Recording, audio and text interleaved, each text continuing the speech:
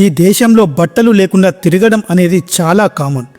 చాలా సాంస్కృతిక సాంప్రదాయాలు కలిగిన దేశం. ఈ దేశంలో జనాభా ఎక్కువగా ఉండరు. ఉన్న జనాభాలలో ఎక్కువగా ఆడవారే కనిపిస్తూ ఉంటారు. అయితే ఇక్కడ ప్రతిదీ లీగల్గానే చేస్తారు. ఆడవారు వారికి ఏ అవసరం ఉన్నా ఎలాంటి ఇబ్బంది లేకుండా ఇంటికే పిలిపించుకుంటారు. ఈ దేశం అత్యంత అందమైన దేశం. అందుకే ఈ దేశానికి ఎక్కువగా పర్యాటకులు వస్తూ ఉంటారు. మనం ఇప్పటిదాకా మాట్లాడుకుంటున్నటువంటి దేశం పేరు న్యూజిలాండ్. ఈ దేశంలో ఉన్న అద్భుతాలు, వింతలు, విశేషాల గురించి ఇప్పుడు తెలుసుకుందాం. ఫ్రెండ్స్, ఈ వీడియో చాలా ఇంట్రెస్టింగ్గా ఉండబోతుంది. వీడియో కంప్లీట్గా వాచ్ చేయండి. వీడియో చూసే ముందు ఒక లైక్ చేసి ఛానల్కు మీ వంతు సపోర్ట్ చేస్తారని నా యొక్క చిన్న మనవి. ఇంకా వీడియోలకి వెళ్దాం. న్యూజిలాండ్ దేశం ఎక్కువగా సముద్రాలు ఉన్నటువంటి దేశం.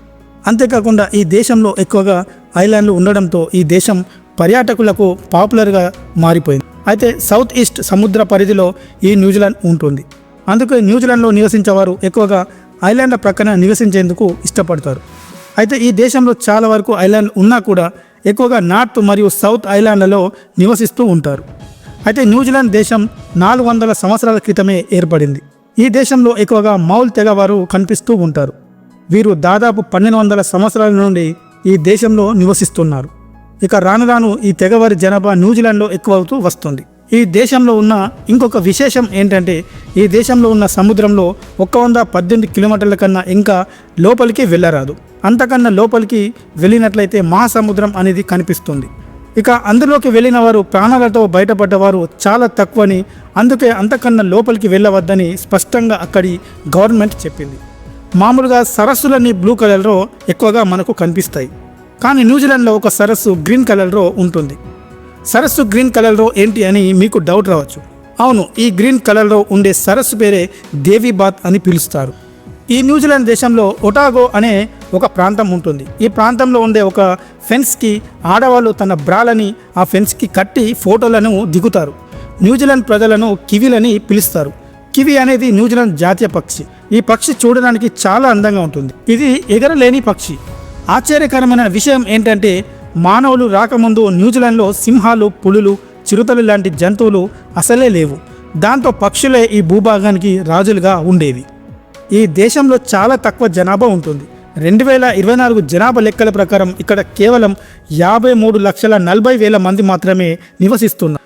ఇందులో కూడా ఆడవారి జనాభా ఎక్కువ. న్యూజిలాండ్ మొదట్లో 2,68,000 కిలోమీటర్ల విస్తీర్ణంలో మాత్రమే ఉండేది. ఈ దేశ కరెన్సీని న్యూజిలాండ్ డాలర్గా పిలుస్తారు.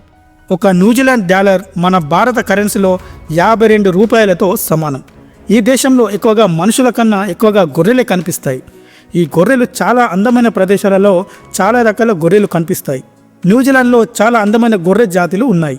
ఇవి చాలా అందమైన నేచురల్ ప్రదేశాలలో మనకు కనిపిస్తాయి. ఈ దృశ్యాలు చాలా అందంగా మనకు కనిపిస్తాయి. న్యూజిలాండ్ దేశం యొక్క రాజధాని వెల్లింగ్టన్ చాలా అందంగా ఉంటుంది. మొత్తం న్యూజిలాండ్ దేశం జనాభాలో ఎక్కువ శాతం ఈ వెల్లింగ్టన్లోనే నివసిస్తారు. కానీ సౌత్ ఐలాండ్ దాని కఠినమైన భూభాగంతో దాని గొప్ప గొర్రెల పెంపక చరిత్రకు ప్రత్యేకించి మెకెంజీ బేసిన్లో ముఖ్యమైనది. న్యూజిలాండ్లో ఒక అందమైన సిటీ ఉంటుంది. దాని పేరు ఆక్లాండ్. ఈ సిటీలో ఆడవారు ఆడవారిని, మగవారిని పెళ్లి చేసుకోవచ్చు. అలా చేసుకోవడానికి ఇక్కడ ఒక చట్టం కూడా ఉంది.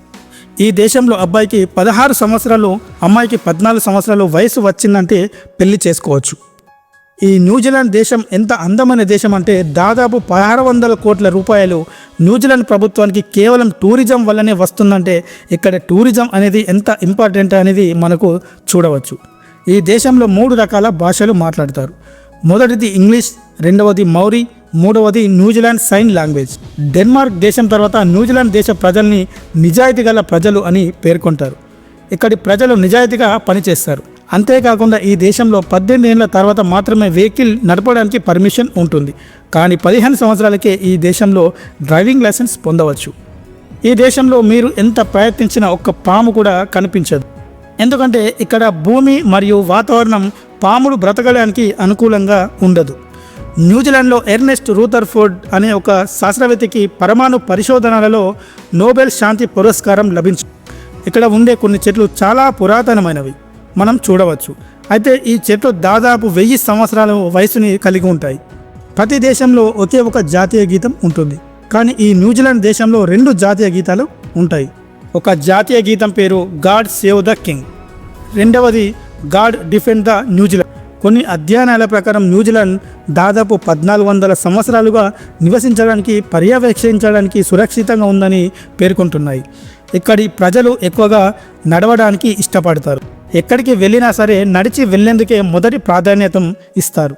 ఇక్కడ ఉండే సరస్సులు బ్లూ కలర్లో నీట్గా కనిపిస్తాయి. దాదాపు 70 మీటర్ల లోతు వరకు ఈ సరస్సులు ఉంటాయి. ఈ దేశంలో ఈస్టర్, గుడ్ ఫ్రైడే పండుగలు ఘనంగా జరుపుకుంటారు. ఈ దేశానికి రావాలనుకునే వారికి ఈ ఇన్ఫర్మేషన్ చాలా ఉపయోగపడుతుంది. ఈ దేశానికి రావడానికి వీసా దొరకడం చాలా కష్టం. ఈ దేశంలో ఒకప్పటి వారు యూరప్ నుండి వచ్చిన వారే. ఈ దేశంలో ఎక్కువగా బ్రిటిష్ వాళ్ళ ప్రభావం ఎక్కువగా ఉంటుంది. అందుకే ఈ దేశంలో ఎలిజబెత్ రాణిని ఈ దేశ రాణిగా ఈ దేశపు అధిక జనాభా భావిస్తారు. ఇక్కడి ప్రజలు సాయంత్రం 6 నుండి 7 మధ్య తమ డిన్నర్ని పూర్తి చేస్తారు. త్వరగా నిద్రపోతారు కూడా. ఇక్కడి ప్రజలు మంచి ఉద్యోగాలు చేస్తారు.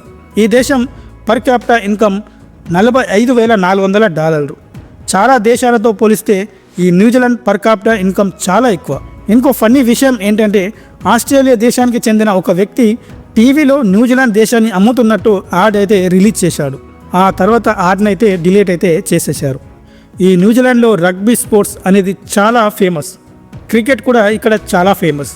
క్రికెట్లో చాలా మంచి ప్రదర్శనలు కూడా కనబరుస్తారు. అయితే ఒక ఇంట్రెస్టింగ్ విషయం ఏంటంటే ఈ దేశంలో మీరు ఒకే రకమైన వాటర్ను తాగుతారు. అంటే ట్యాప్ వాటర్ని మాత్రమే తాగాల్సి ఉంటుంది. మన భారతదేశం లాగా మినరల్ వాటర్ లాగా ఇక్కడ ఉండదు. మొట్టమొదటిసారిగా ఈ న్యూజిలాండ్ దేశం మీరు కనుక వెళ్తే ఏదైనా హోటల్ రూమ్లో ఉంటే వాటర్ కోసం మీరు రిసెప్షన్కి కాల్ చేస్తే వాష్రూమ్లో ఉన్న వాటర్ని మీరు త్రాగవచ్చు అని వారు అంటారు. అది విని మీరు ఖచ్చితంగా షాక్ అవుతారు. ఎందుకంటే ఇక్కడ వచ్చేది ఒకే రకమైనటువంటి నీరు. అదే నీరు మీకు వాష్రూమ్లో వస్తుంది. అదే నీరు బయట రెస్టారెంట్లో కూడా దొరుకుతుంది. ఇంకొక ఇంట్రెస్టింగ్ విషయం ఏంటంటే ఈ న్యూజిలాండ్లో కనుక మీరు ఏదైనా సూపర్ మార్కెట్కి వెళ్తే ఏ ప్రోడక్ట్ పైన కూడా మీరు ఎంఆర్పి రేటును కనిపించదు. ఎంఆర్పి లేకపోవడం ఏంటి అని మీరు అనుకోవచ్చు. అవును, ఆ ప్రోడక్ట్ కింద ర్యాక్స్ మీద ఆ ప్రోడక్ట్ యొక్క అన్ని ట్యాక్స్ కలిపిన రేటును అయితే అతికించి ఉంచుతారు.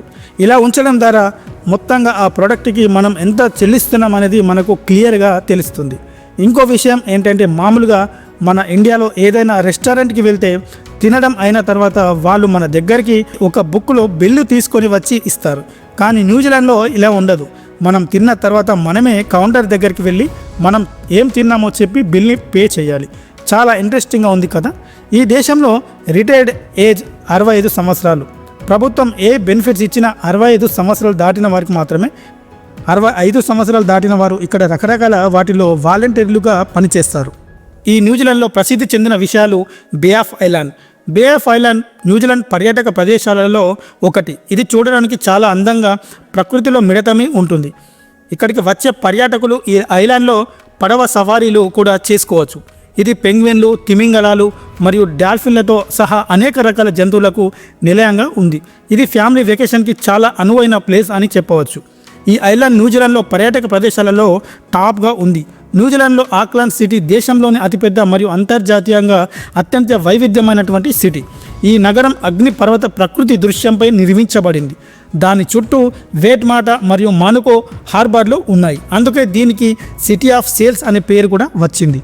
ప్రపంచవ్యాప్తంగా అనేక మంది బోటిక్ ప్రియులకు ఆకర్షిస్తున్నటువంటి న్యూజిలాండ్లోని ప్రసిద్ధ పర్యాటక ప్రదేశాలలో ఆక్లాండ్ కూడా ఒకటి. ఈ నగరం చుట్టూ సుందరమైన ద్వీపాలు, దట్టమైన వర్షారణ్యాలు మరియు అగ్నిపర్వతాలు ఉన్నాయి. అదనంగా ఇది అద్భుతమైన బంగారు మరియు నలుపు బీచ్లను కలిగి ఉంది. ఇది బీచ్ ప్రేమికులకు స్వర్గధామంగా మారింది. సాంస్కృతిక ప్రేమికులకి ఆక్లాండ్ అద్భుతమైన ఆర్ట్ గ్యాలరీలను మరియు అంతర్జాతీయ సంగీత కచేరీలను ఇస్తుంది. అదనంగా సాహస ప్రియుల కోసం ఆక్లాండ్లో అత్యంత ఎత్తైన నిర్మాణం అయినటువంటి ఆక్లాండ్ స్కై టవర్ బంగీ జంపింగ్కి చాలా ప్రాముఖ్యత పొందింది. అలాగే ఎవరైనా ఈ స్కై టవర్ పైకి ఎక్కి ఆక్లాండ్ సిటీ యొక్క అద్భుత దృశ్యాలను మనం చూడవచ్చు.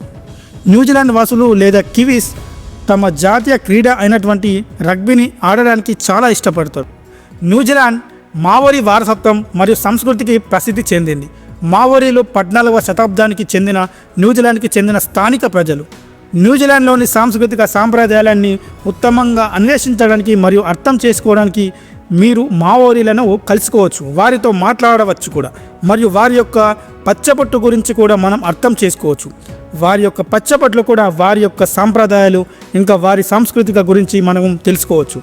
అంతేకాకుండా మావోరీలు తమ చరిత్ర, భాష, ఆచారాలు మరియు వంటకాలని గొప్పగా చెప్పుకుంటారు.